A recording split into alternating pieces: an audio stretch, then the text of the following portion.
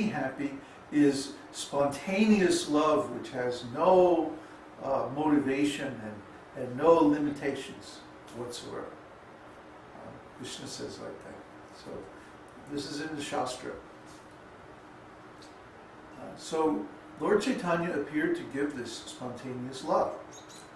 I mean, the regulative devotional service is certainly a required prerequisite. But if we don't reach that stage of spontaneous love, then what's the use of following so many regulative principles? See, that's what they're for. Krishna says in Bhagavad Gita, always think of me, become my devotee. Manmana bhavaman bhakto, hadyaji namaskuru. Right? Always think of me, worship me, bow down before me, and keep your mind on me always. And if you can't do that, follow the principles of regulated devotional service, because in that way you will develop the desire to attain me.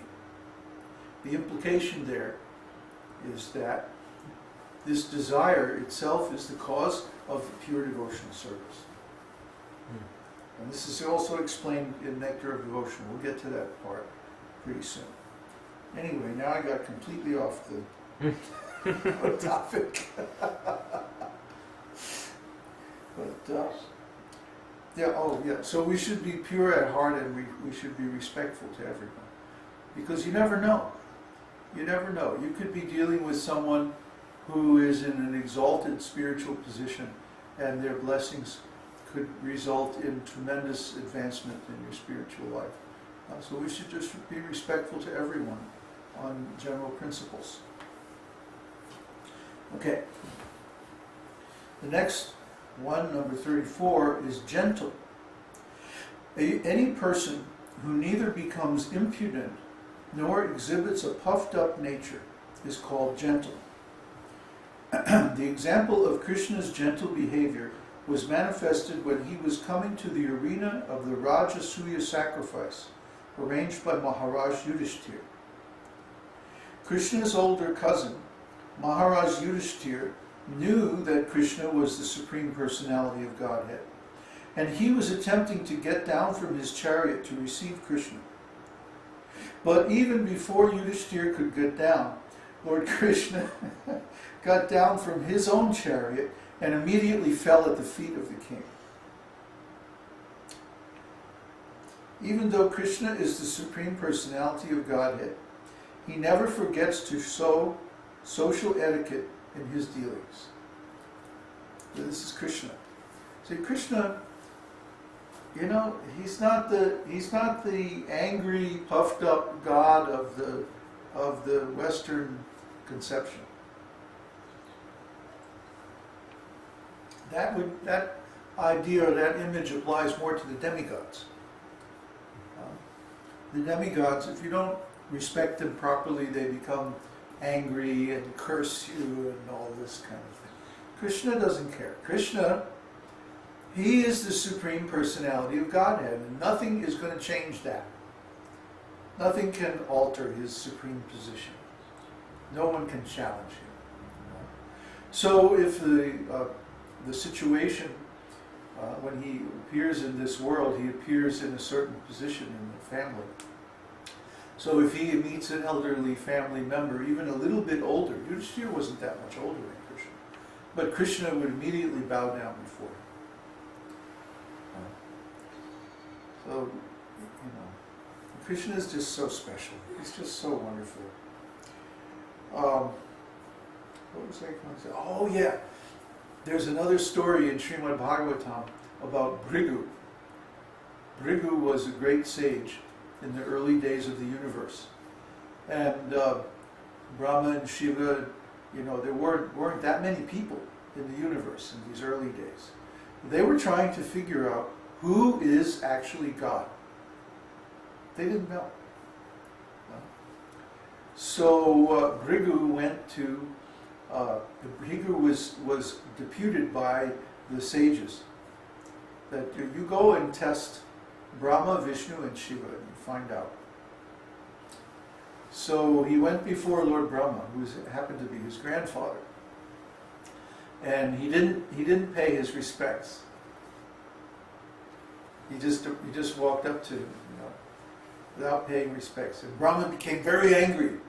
Said, "What's the matter with you, young rascal? I'm going to curse you," and all like this. Got really angry. And so Bhrigu ran away before he could do anything. And then he went to Lord Shiva. And Lord Shiva, as usual, was meditating and, sitting under a big banyan tree and like that. And so Bhrigu began to insult Lord Shiva. "You're just sitting here doing nothing. We got a universe to build. And we got so much to do, and Vishnu wants this done, and you're just sitting there naked, not doing anything." Like that. And Lord Shiva became very angry and agitated, and he started to, throw some weapon or, trident or something at Bhrigu. But Bhrigu ran away again. So finally, Bhrigu approached Lord Vishnu. And Vishnu was sitting on his bed with Lakshmi, massaging his feet. And so Bhrigu simply walked up to Lord Vishnu and kicked him on the chest. Yeah. And so Lord Vishnu smiled. And he said, "Oh, my dear Bhrigu, how nice of you to drop by. Here, sit down on my bed. Let me massage your feet. That must be hurt because my chest is very hard. And you're a qualified Brahmana, so it's my duty to worship your lotus feet." And then he started, "Lakshmi, bring water to wash his feet," and all like this. And so Bhrigu, without saying another word, he just got up and left. And then he went back to the assembly. And he said, "I have determined that Vishnu is definitely the Supreme Personality of Godhead." Why? Because even when he was disrespected, he did not become angry, he did not become agitated. He knew the purpose of Bhrigu. He knew what was on his mind. See? And because whenever we sincerely inquire from the Lord, He always provides the answer. He always provides the result.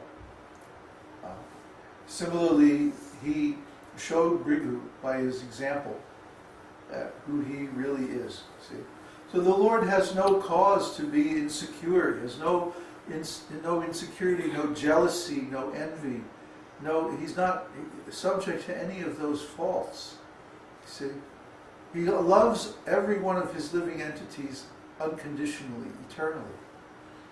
So he doesn't become upset. He's not an angry God. He's not a jealous God. All these concepts are very low, actually. They indicate something less than the Supreme Personality.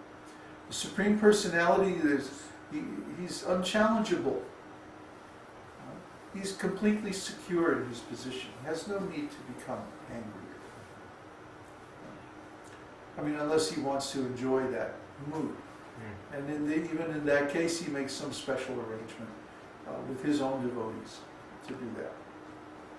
So anyway, Kṛṣṇa is very mild and gentle. I like this definition. A person who neither becomes impudent nor exhibits a puffed up nature is called gentle. And in this world, people think it's very important to, be puffed up. How dare you challenge me?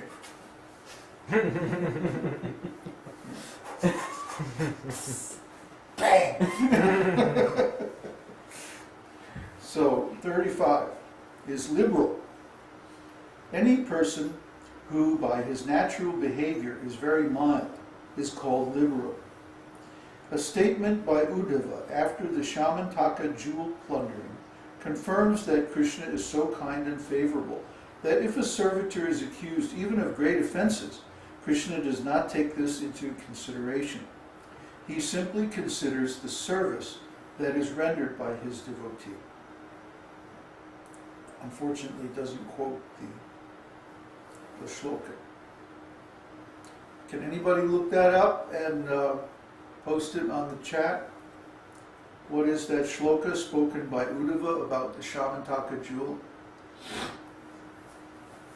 Number 36 is shy. A person who sometimes exhibits humility and bashfulness is called shy. As described in Lalita Madhava, Krishna's shyness was manifested when he lifted Govardhan hill by the little finger of his left hand. All of the gopis were observing Krishna's wonderful achievement, and Krishna was also smiling at the gopis. When Krishna's glance went over the breasts of the gopis, his hand began to shake. And upon seeing his hand shake, all of the cowherd men underneath the hill became a little disturbed.